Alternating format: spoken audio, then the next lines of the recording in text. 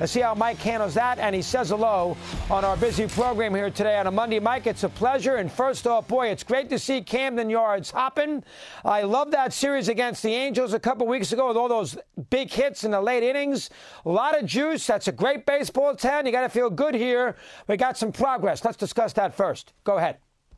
Thank you, Chris. Yeah, I am definitely excited about what's going on right now and what we have ahead of us, and I think ahead of us for a while.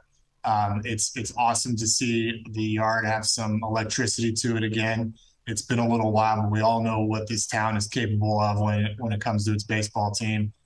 There's definitely a buzz about the way that the club is playing right now, not just the wins and losses, but the style of play, the brand of baseball that these guys have been putting out there.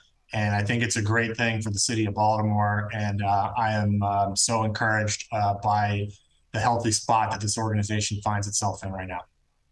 100%. A lot to do here, Mike. Let's talk about this ownership situation. It has not gotten in the way. We know that the brothers don't get along, and I know it's a tricky question, but an Oriole fan's going to want to know how it affects your position and your job. Let me get your thoughts on that. Go ahead. Yeah, I mean, this is a crazy line of work that we're in. There's always crazy stuff going on. And, you know, this to us is not something that's going to impact anything that we do in the front office or on the field. John Angelos, who's been running the team, is doing an outstanding job positioning this organization for the future, and the results are starting to show up on the field this year. So we love the people that we work with here. We love where we're headed. I think we've got a very dynamic organization that's positioned itself to compete in the American League East, which is not easy to do. And we've got a lot of work ahead of us to stay up to speed with the Rays, the Blue Jays, the Red Sox, and the Yankees. It's a tall task, but we're looking forward to doing that. And I think that the relationship with the front office and the ownership group has been terrific. Which trade was harder for you to make, Mancini or the closer? It was a very tricky trade deadline for us, as you said, given the momentum that we have going, where we are in the wild card race, but also the opportunities that the trade deadline can present in terms of seeking value on the market. And that's what front offices have to do, even when there are timing aspects that make those decisions very tricky. We look at what our plans are for the rest of this decade, where we're at as an organization, what we have in terms of depth, and we see depth on this roster. We certainly see depth in AAA and in the entire organization. We're sitting on the #1 farm system in the game. We've got several high-performing, high-top prospects in AAA right now that are positioning themselves for call-ups. And we made what were difficult decisions to trade a couple of our best performing players for a lot of really good pitching prospects. And it's just something that organizations have to do at times to keep the short and long term, but in this case, more long term healthy. And we think we have the depth to backfill and keep it going and keep competing. And Brandon Hyde and his staff are doing a tremendous job keeping these players playing hard. And, you know, the players are doing it themselves. I mean, this group really likes each other.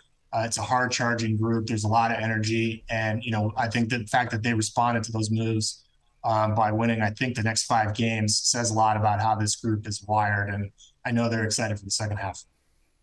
Yeah, I saw that 100%. Cincinnati and Texas have been playing a little better, and you went in there and you did a good series. Now, you also, you were in Texas, right, Mike? So you spoke to the team. So you made sure, because you knew there'd be some backlash, and you're the GM and you're the boss, so you made sure you had a conversation to explain to the players that we have your back. This is why we did this. Did you did that? If I read correctly, you did that last week down in Arlington. Is that correct?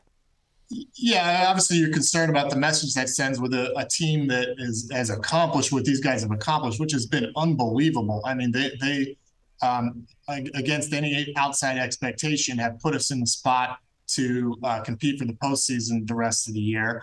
We make strategic moves at the trade deadline to enhance the overall health of the organization, knowing that we're going to continue to play well the rest of the year. At least that's our plan at this point in time. And I want the players and I want the public to understand that, we've got a plan in place that's going very, very well in our estimation.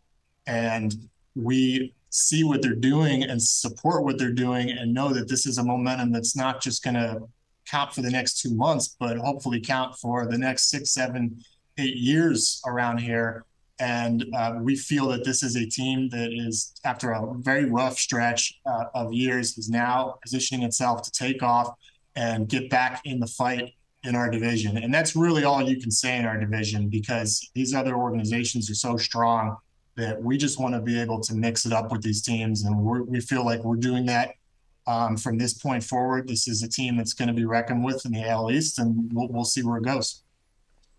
Do you have, this is an ownership thing again, Mike, since we don't get you on very often, I'll throw it at you. When you get into a situation where you think you might be, a player shy of really, being a big-time team in the division, whether it's a pitcher, a bat, and then it's the off-season, do you think you will get the wherewithal from owner to spend the money that you need to bring in a big free agent? Because, the Orioles, we all know the payroll, but, the Indians signed Ramirez. There's going to come a time where you might need to supplement with that one player who's available, and it's going to cost you some money. Is the organization going to have your back when you want to do that? Let me hear. Yeah, and I think that's a big part of what a healthy spot that we're in. We don't have any big contracts to work around. We've got payroll flexibility. We can basically supplement this team however we want now, and it's going to start this winter. And I'm really looking forward to that. I think it's exciting. I don't know, which position it's going to be or bullpen or starting pitcher yet. We're going to have to see where we're at and see what's out there on the market. And it could be via trade too, that we bring in some veteran players. I just don't know. I just know that we're ready and in a great position to start to supplement the major league payroll in addition to the guys that are already here. Many of them are going in arbitration. So I do think it's going to be really exciting buy-oriented offseason for us. We reconfigured the left field dimensions of Camden Yards, as everybody's seen, and that's really transformed the style of play in the ballpark. And I think it's going to make it a much more attractive destination for free agent pitchers going forward, which is huge for us because that's been a big problem for this franchise. Yeah, who cares what Aaron Judge says? You got to do what's good for your ball club. I completely agree. And as Mike laughs there, because Judge didn't like it beginning of the year. The scenario with the Orioles and their pitching, Cuellar, Dobson, Palmer, McNally. I mean, Stone had a big year. Garland 1 year, won 20-something games. We know what the Orioles are about historic. Wally Bunkers, 66. I'll go back that way if you want me to. We know where the Orioles are pitching-wise. How many young pitchers do you have in the organization right now that you think, I know you got the one guy who's going to be great, who you think could be, top-end starters? You got 3 guys? You got 4? How many guys in the organization right now, Mike, that could fit that role, say, 2 or 3 years down the road? How many? I don't know if I can name a number, but we've got 5 starting pitchers up here right now that are throwing pretty well, and that's with John Means being hurt. Tyler Wells is currently hurt. He's been our best starter this year. So we've had several guys emerge on the 40-man roster and on the 26-man roster this season. And that's in addition to Grayson Rodriguez, who's the consensus #1 overall pitching prospect in baseball. DL Hall, who's in AAA, doing some exciting stuff and has got multiple plus pitches. We just picked up some players this trade deadline that I'm extremely excited about that project starting pitching. So we feel it stacks up right there with anyone, and I think that's why you see, this morning ESPN ranking our farm system #1. We've got a lot of talent in this organization. It hasn't been easy to get to this point. It's taken some work and some persistence the last few years, but we feel we're really in a good spot to now build going forward. Excellent job. It's great to see. Mike, keep it up. Appreciate some thoughts here today. Go get him Baltimore. Appreciate you coming on. Thank you, Chris. Thanks for having me.